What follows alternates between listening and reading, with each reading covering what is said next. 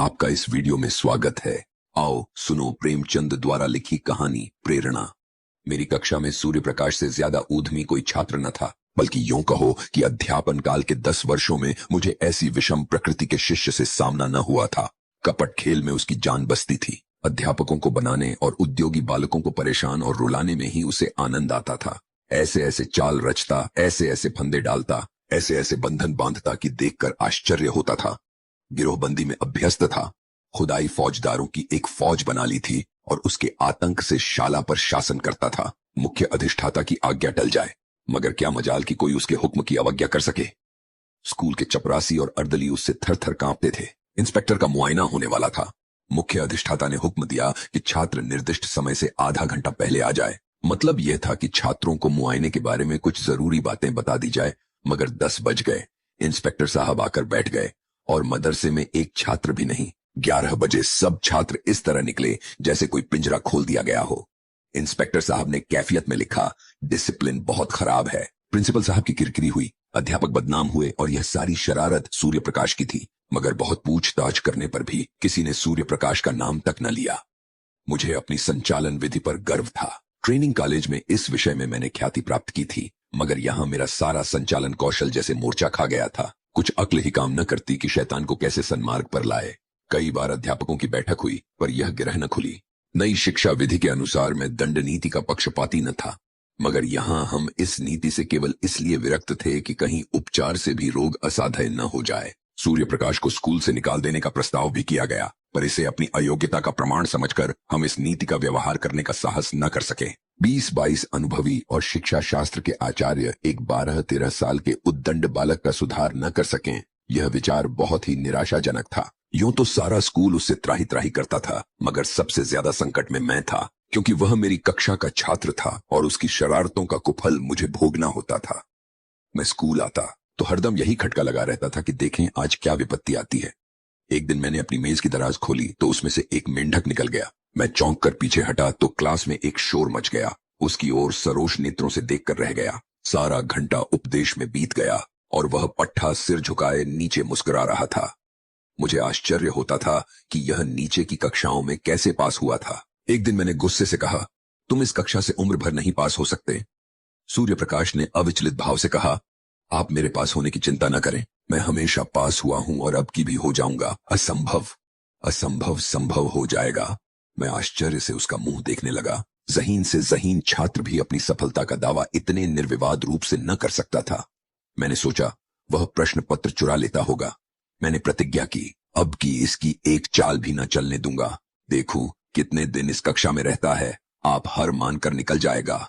वार्षिक परीक्षा के अवसर पर मैंने असाधारण देखभाल से काम लिया, मगर जब सूर्य प्रकाश का उत्तर पत्र देखा तो मेरे विस्मय की सीमा न रही। मेरे 2 पर्चे थे, दोनों ही में उसके नंबर कक्षा में सबसे अधिक थे। मुझे खूब मालूम था कि वह मेरे किसी पर्चे का कोई प्रश्न भी हल नहीं कर सकता। मैं इसे सिद्ध कर सकता था, मगर उसके उत्तर पत्रों को क्या करता। लिपि में इतना भेद न था जो कोई संदेह उत्पन्न कर सकता। मैंने प्रिंसिपल से कहा तो वह भी चकरा गए, मगर उन्हें भी जानबूझकर मक्खी निकली। मैं कदाचित स्वभाव ही से निराशावादी हूं। अन्य अध्यापकों को मैं सूर्य प्रकाश के विषय में जरा भी चिंतित न पाता था, मानो ऐसे छात्रों का स्कूल में आना कोई नई बात नहीं। मगर मेरे लिए वह एक विकट रहस्य था। अगर यही ढंग रहे तो एक दिन या तो जेल में होगा या पागल खाने में। उसी साल मेरा तबादला हो गया। यद्यपि यहाँ का जलवायु मेरे अनुकूल था, प्रिंसिपल और अन्य अध्यापकों से मैत्री हो गई थी, मगर मैं अपने तबादले से खुश हुआ, क्योंकि सूर्य प्रकाश मेरे मार्ग का कांटा न रहेगा। छात्रों ने मुझे विदाई की दावत दी और सबके सब स्टेशन तक पहुंचाने आए। उस वक्त सभी छात्र आंखों में आंसू भरे हुए थे। मैं भी अपने आंसुओं को न रोक सका। सहसा मेरी निगाह सूर्य प्रकाश पर है, जो सबसे पीछे लज्जित खड़ा था। मुझे ऐसा मालूम हुआ कि उसकी आंखें भी भीगी थीं। मेरा जी बार बार चाहता था कि चलते चलते उससे 2-4 बातें कर लूं। शायद वह भी मुझसे कुछ कहना चाहता था, मगर न मैंने पहले बातें की न उसने। हालांकि मुझे बहुत दिनों तक इसका खेद रहा। उसकी झिझक तो क्षमा के योग्य थी, पर मेरा अवरोध अक्षम्य था। संभव था उस करुणा और ग्लानि की दशा में मेरी 2-4 निष्कपट बातें उसके दिल पर असर कर जाती, मगर इन्हीं खोए हुए अवसरों का नाम तो जीवन है। ट्रेन मंद गति से चली। छात्र कई कदम तक उसके साथ भागे। मैं दरवाजे के बाहर सिर निकाले था। कुछ देर मुझे उनके हिलते हुए रूमाल नजर आए, फिर वे रेखाएं आकाश में विलीन हो गई, मगर एक अल्पकाय मूर्ति अब भी प्लेटफॉर्म पर थी। मैंने अनुमान किया वह सूर्य प्रकाश है। उस समय मेरा हृदय किसी विकल कैदी की भांति घृणा, मालिन्य और उदासीनता के बंधनों को त्याग कर उसके गले मिलने के लिए तिलमिला उठा। नए स्थान की नई चिंताओं ने बहुत जल्द मुझे अपनी ओर आकर्षित कर लिया। पिछले दिनों की याद एक हसरत बनकर रह गई। न किसी का कोई खत आया, न मैंने कोई खत लिखा। शायद दुनिया का यही दस्तूर है। वर्षा के बाद वर्षा की हरियाली कितने दिनों रहती है। संयोग से मुझे इंग्लैंड में विद्याभ्यास करने का अवसर मिल गया। वहां 3 साल लग गए। वहां से लौटा तो एक कॉलेज का प्रिंसिपल बना दिया गया। यह सिद्धि मेरे लिए बिल्कुल आशातीत थी। मेरी भावना स्वप्न में भी इतनी दूर न गई थी, किंतु पदलिप्सा अब किसी और भी ऊंची डाली पर आश्रय लेना चाहती थी। शिक्षा मंत्री से रब्त जब्त पैदा किया। मंत्री महोदय मुझ पर कृपा रखते थे, मगर वास्तव में शिक्षा के मौलिक सिद्धांतों का उन्हें ज्ञान न था। मुझे पाकर उन्होंने सारा भार मेरे ऊपर डाल दिया। हवा पर वह सवार थे, लगाम मेरे हाथ में थी। फल यह हुआ कि उनके राजनैतिक विपक्षियों से मेरा विरोध हो गया। मुझ पर जाबेजा आक्रमण होने लगे। मैं सिद्धांत रूप से अनिवार्य शिक्षा का विरोधी हूं। मेरा विचार है कि हर एक मनुष्य की उन विषयों में ज्यादा स्वाधीनता होनी चाहिए जिनका उससे निज का संबंध है। मेरा विचार है कि यूरोप में अनिवार्य शिक्षा की जरूरत है, भारत में नहीं। भौतिकता पश्चिमी सभ्यता का मूल तत्व है। वहां किसी काम की प्रेरणा आर्थिक लाभ के आधार पर होती है। जिंदगी की जरूरत ज्यादा है, इसलिए जीवन संग्राम भी अधिक भीषण है। माता पिता भोग के दास होकर बच्चों को जल्द से जल्द कुछ कमाने पर मजबूर करते हैं। इसकी जगह कि वह मद का त्याग करके 1 शिलिंग रोज की बचत कर लें, वे अपने कमसिन बच्चे को 1 शिलिंग की मजदूरी करने के लिए दबाएंगे। भारतीय जीवन में सात्विक सरलता है। हम उस वक्त तक अपने बच्चों से मजदूरी नहीं कराते जब तक कि परिस्थिति हमें विवश न कर दे। दरिद्र से दरिद्र हिंदुस्तानी मजदूर भी शिक्षा के उपकारों का कायल है। उसके मन में यह अभिलाषा होती है कि मेरा बच्चा 4 अक्षर जान जाए। इसलिए नहीं कि उसे कोई अधिकार मिलेगा, बल्कि केवल इसलिए कि विद्या मानवीय शील का एक श्रृंगार है। अगर यह जानकर भी वह अपने बच्चे को मदरसे नहीं भेजता, तो समझ लेना चाहिए कि वह मजबूर है। ऐसी दशा में उस पर कानून का प्रहार करना मेरी दृष्टि में न्याय संगत नहीं है। इसके सिवाय मेरे विचार में अभी हमारे देश में योग्य शिक्षकों का अभाव है। अर्ध शिक्षित और अल्प वेतन पाने वाले अध्यापकों से आप यह आशा नहीं रख सकते कि वह कोई ऊंचा आदर्श अपने सामने रख सकें। अधिक से अधिक इतना ही होगा कि 4-5 वर्ष में बालक को अक्षर ज्ञान हो जाएगा।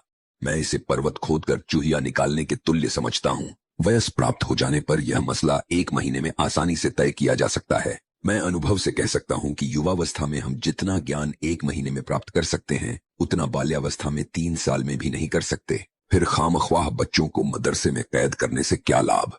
मदरसे के बाहर रहकर उसे स्वच्छ वायु तो मिलती, प्राकृतिक अनुभव तो होते। पाठशाला में बंद करके तो आप उसके मानसिक और शारीरिक दोनों विधानों की नस काट देते हैं। इसलिए जब प्रांतीय व्यवस्थापक सभा में अनिवार्य शिक्षा का प्रस्ताव पेश हुआ, तो मेरी प्रेरणा से मिनिस्टर साहब ने उसका विरोध किया। नतीजा यह हुआ कि प्रस्ताव अस्वीकृत हो गया। फिर क्या था? मिनिस्टर साहब की और मेरी वह लेदे शुरू हुई कि कुछ न पूछिए। व्यक्तिगत आक्षेप किए जाने लगे। मैं गरीब की बीवी था, मुझे ही सबकी भाभी बनना था। मुझे देशद्रोही, उन्नति का शत्रु और नौकरशाही का गुलाम कहा गया। मेरे कॉलेज में जरा सी भी कोई बात होती तो काउंसिल में मुझ पर वर्षा होने लगती। मैंने एक चपरासी को पृथक किया।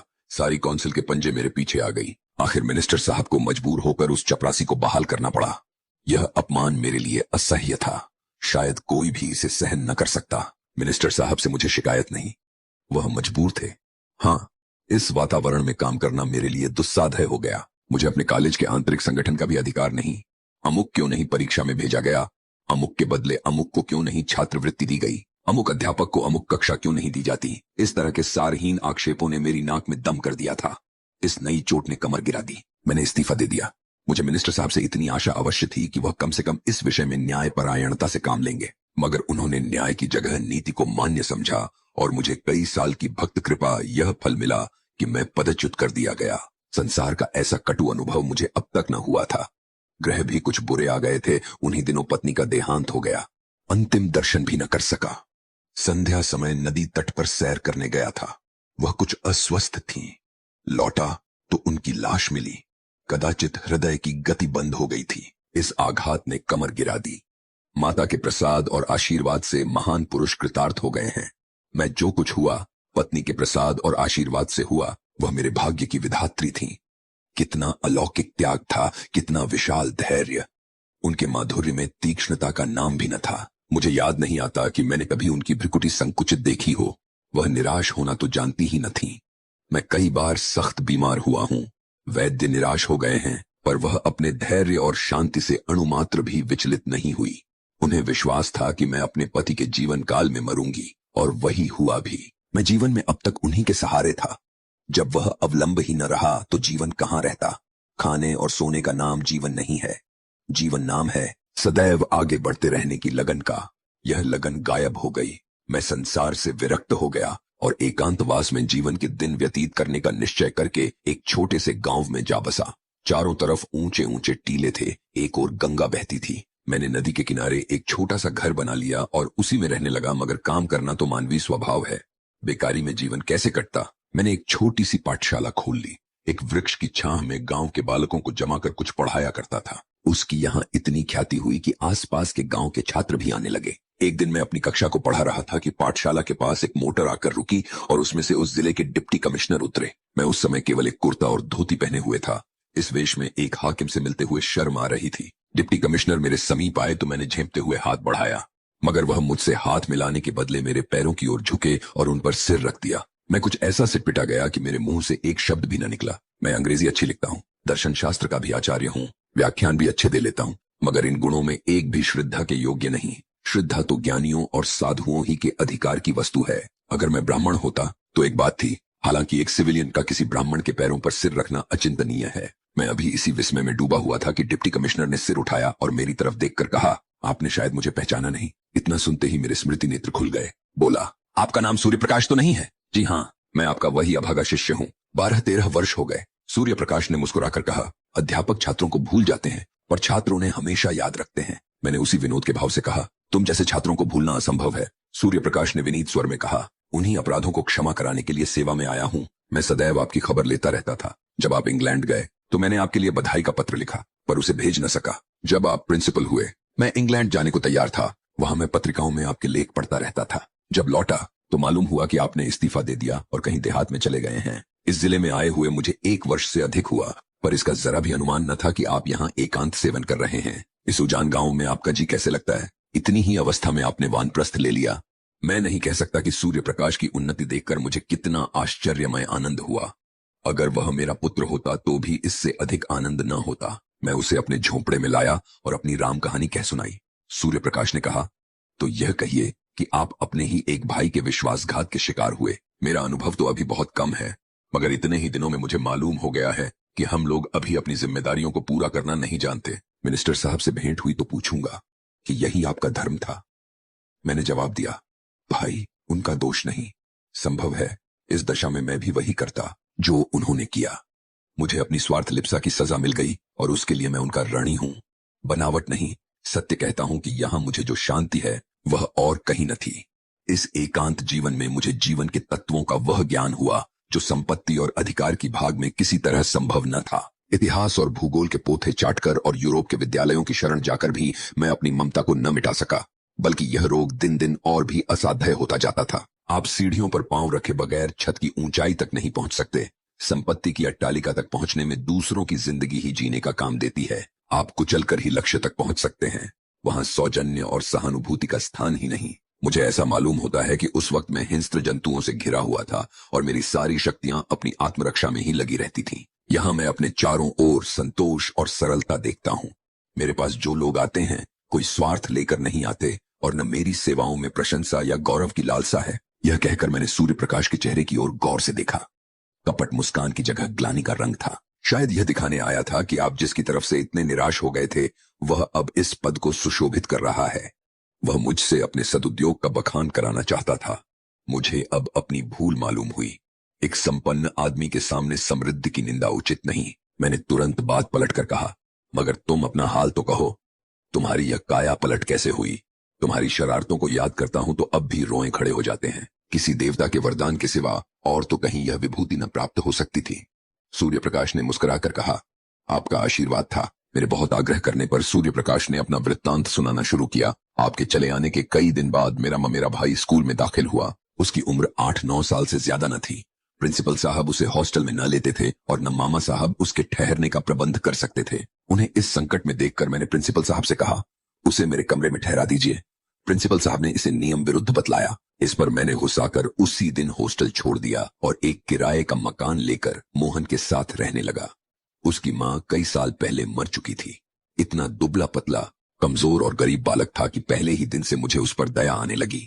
कभी उसके सिर में दर्द होता, कभी ज्वर हो आता। आए दिन कोई न कोई बीमारी खड़ी रहती थी। इधर सांझ हुई और झपकियां आने लगी। बड़ी मुश्किल से भोजन करने उठता। दिन चढ़े तक सोया करता और जब तक मैं गोद में उठाकर बिठा न देता, उठने का नाम न लेता। रात को बहुधा चौंक कर मेरी चारपाई पर आ जाता, मेरे गले से लिपट कर सोता। मुझे उस पर कभी क्रोध न आता। कह नहीं सकता क्यों मुझे उससे प्रेम हो गया। मैं जहां पहले 9 बजे सोकर उठता था, अब तुरंत उठ बैठता और उसके लिए दूध गर्म करता। फिर उसे उठाकर हाथ मुंह धुलाता और नाश्ता कराता। उसके स्वास्थ्य के विचार से नित्य वायु सेवन को ले जाता। मैं जो कभी किताब लेकर न बैठता था, उसे घंटों पढ़ाया करता।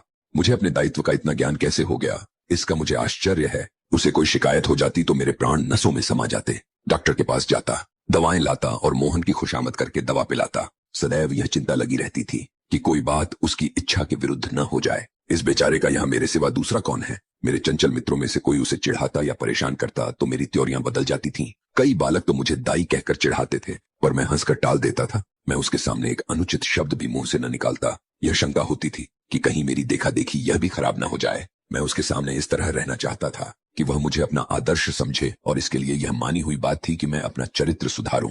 वह मेरा 9 बजे सोकर उठना, 12 बजे तक मटर गश्ती करना, नई नई शरारतों के मंसूबे बांधना और अध्यापकों की आंख बचाकर स्कूल से भाग जाना, सब आप ही आप जाता रहा। स्वास्थ्य और चरित्र पालन के सिद्धांतों का मैं शत्रु था, पर अब मुझसे बढ़कर उन नियमों का रक्षक दूसरा न था। मैं ईश्वर का उपहास किया करता, मगर अब पक्का आस्तिक हो गया था। वह बड़े सरल भाव से पूछता, परमात्मा सब जगह रहते हैं तो मेरे पास भी रहते होंगे। इस प्रश्न का मजाक उड़ाना मेरे लिए असंभव था। मैं कहता, हाँ, परमात्मा तुम्हारे, हमारे सबके पास रहते हैं और हमारी रक्षा करते हैं। यह आश्वासन पाकर उसका चेहरा आनंद से खिल उठता था। कदाचित वह परमात्मा की सत्ता का अनुभव करने लगता था। साल ही भर में मोहन कुछ से कुछ हो गया। मामा साहब दोबारा आए तो उसे देखकर चकित हो गए। आंखों में आंसू भरकर बोले, बेटा तुमने इसको जिला लिया, नहीं तो मैं निराश हो चुका था। इसका पुनीत फल तुम्हें ईश्वर देंगे। इसकी मां स्वर्ग में बैठी हुई तुम्हें आशीर्वाद दे रही है। सूर्य प्रकाश की आंखें उस वक्त भी सजल हो गई थीं। मैंने पूछा, मोहन भी तुम्हें बहुत प्यार करता होगा। सूर्य प्रकाश के सजल नेत्रों में हसरत से भरा हुआ आनंद चमक उठा। भोला, वह मुझे 1 मिनट के लिए भी न भूलता था। मेरे साथ बैठता, मेरे साथ खाता, मेरे साथ सोता। मैं ही उसका सब कुछ था। आह, वह संसार में नहीं है, मगर मेरे लिए वह अब भी उसी तरह जीता जागता है। मैं जो कुछ हूं उसी का बनाया हुआ हूं। अगर वह दैवी विधान की भांति मेरा पथ प्रदर्शक न बन जाता तो शायद आज मैं किसी जेल में होता। एक दिन मैंने कह दिया था, अगर तुम रोज नहा न लिया करोगे तो मैं तुमसे न बोलूंगा। नहाने से वह न जाने क्यों जी चुराता था। मेरी इस धमकी का फल यह हुआ कि वह नित्य प्रातःकाल नहाने लगा। कितनी ही सर्दी क्यों न हो, कितनी ही ठंडी हवा चले, लेकिन वह स्नान अवश्य करता था। देखता रहता था मैं किस बात से खुश होता हूं। एक दिन मैं कई मित्रों के साथ थिएटर देखने चला गया। ताकीद कर गया था कि तुम खाना खाकर सो रहना। 3 बजे रात को लौटा तो देखा कि वह बैठा हुआ है। मैंने पूछा, तुम सोए नहीं? बोला, नींद नहीं आई। उस दिन से मैंने थिएटर जाने का नाम न लिया। बच्चों में प्यार की जो एक भूख होती है, दूध, मिठाई और खिलौनों से भी ज्यादा मादक, जो मां की गोद के सामने संसार की निधि की भी परवाह नहीं करती, मोहन की वह भूख कभी संतुष्ट न होती थी। पहाड़ों से टकराने वाली सारस की आवाज की तरह वह सदैव उसकी नसों में गूंजा करती थी। जैसे भूमि पर फैली हुई लता कोई सहारा पाते ही उससे चिपट जाती है, वही हाल मोहन का था। वह मुझसे ऐसा चिपट गया था कि पृथक किया जाता तो उसकी कोमल बेल के तार तार हो जाते। वह मेरे साथ 3 साल रहा और तब मेरे जीवन में प्रकाश की एक रेखा डालकर अंधकार में विलीन हो गया। उस जीर्ण काया में कैसे कैसे अरमान भरे हुए थे। कदाचित ईश्वर ने मेरे जीवन में एक अवलंब की सृष्टि करने के लिए उसे भेजा था। उद्देश्य पूरा हो गया तो वह क्यों रहता। गर्मियों की तातील थी। 2 तातीलों में मोहन मेरे ही साथ रहा था। मामा जी के आग्रह करने पर भी घर न आया। अब की कॉलेज के छात्रों ने कश्मीर यात्रा करने का निश्चय किया और मुझे उसका अध्यक्ष बनाया। कश्मीर यात्रा की अभिलाषा मुझे चिरकाल से थी। इसी अवसर को गनीमत समझा। मोहन को मामा जी के पास भेजकर मैं कश्मीर चला गया। 2 महीने के बाद लौटा तो मालूम हुआ मोहन बीमार है। कश्मीर में मुझे बार बार मोहन की याद आती थी और जी चाहता था लौट जाऊं। मुझे उस पर इतना प्रेम है, इसका अंदाज मुझे कश्मीर जाकर होया हुआ, लेकिन मित्रों ने पीछा न छोड़ा। उसकी बीमारी की खबर पाते ही मैं अधीर हो उठा और दूसरे ही दिन उसके पास जा पहुंचा। मुझे देखते ही उसके पीले और सूखे हुए चेहरे पर आनंद की स्फूर्ति झलक पड़ी। मैं भागकर उसके गले से लिपट गया। उसकी आंखों में वह दूरदृष्टि और चेहरे पर वह अलौकिक आभा थी जो मडराती हुई मृत्यु की सूचना देती है। मैंने आवेश से कांपते हुए स्वर में पूछा, यह तुम्हारी क्या दशा है मोहन? 2 ही महीने में यह नौबत पहुंच गई। मोहन ने सरल मुस्कान के साथ कहा, आप कश्मीर की सैर करने गए थे, मैं आकाश की सैर करने जा रहा हूं। मगर यह दुख की कहानी कहकर मैं रोना और रुलाना नहीं चाहता। मेरे चले जाने के बाद मोहन इतने परिश्रम से पढ़ने लगा मानो तपस्या कर रहा हो। उसे यह धुन सवार हो गई थी कि साल भर की पढ़ाई 2 महीने में समाप्त कर ले और स्कूल खुलने के बाद मुझसे इस श्रम का प्रशंसा रूपी उपहार प्राप्त करे। मैं किस तरह उसकी पीठ ठोकूंगा, शाबाशी दूंगा, अपने मित्रों से ओब खान करूंगा। इन भावनाओं ने अपने सारे बालोचित उत्साह और तल्लीनता से उसे वशीभूत कर लिया। मामा जी को दफ्तर के कामों से इतना अवकाश कहां कि उसके मनोरंजन का ध्यान रखें। शायद उसे प्रतिदिन कुछ न कुछ पढ़ते देखकर वह दिल में खुश होते थे। उसे खेलते देखकर वह जरूर डांटते, पढ़ते देखकर भला क्या कहते। फल यह हुआ कि मोहन को हल्का हल्का ज्वर आने लगा, किंतु उस दशा में भी उसने पढ़ना न त्यागा। कुछ और व्यतिक्रम भी हुए, ज्वर का प्रकोप और भी बढ़ा। पर उस दशा में भी ज्वर कुछ हल्का हो जाता तो किताबें देखने लगता था। उसके प्राण मुझ में ही बने रहते थे। ज्वर की दशा में भी नौकरों से पूछता, भैया का पत्र आया, वह कब आएंगे? इसके सिवा और कोई दूसरी अभिलाषा न थी। अगर मुझे मालूम होता कि मेरी कश्मीर यात्रा इतनी महंगी होगी तो उधर जाने का नाम भी न लेता। उसे बचाने के लिए मुझसे जो कुछ हो सकता था वह मैंने सब किया, किंतु बुखार टाइफाइड था, उसकी जान लेकर ही उतरा। उसके जीवन के स्वप्न मेरे लिए किसी ऋषि के आशीर्वाद बनकर मुझे प्रोत्साहित करने लगे, और यह उसी का शुभ फल है कि आज आप मुझे इस दशा में देख रहे हैं। मोहन की बाल अभिलाषाओं को प्रत्यक्ष रूप में लाकर यह मुझे संतोष होता है कि शायद उसकी पवित्र आत्मा मुझे देखकर प्रसन्न होती हो। यही प्रेरणा थी कि जिसने कठिन से कठिन परीक्षाओं में भी मेरा बेड़ा पार लगाया। नहीं तो मैं आज भी वही मंदबुद्धि सूर्य प्रकाश हूं जिसकी सूरत से आप चिढ़ते थे। उस दिन से मैं कई बार सूर्य प्रकाश से मिल चुका हूं। वह जब इस तरफ आ जाता है तो बिना मुझसे मिले नहीं जाता। मोहन को अब भी वह अपना इष्ट देव समझता है। मानव प्रकृति का यह एक ऐसा रहस्य है जिसे मैं आज तक नहीं समझ सका। ये थी प्रेमचंद द्वारा लिखी कहानी प्रेरणा। वीडियो में अंत तक बने रहने के लिए धन्यवाद।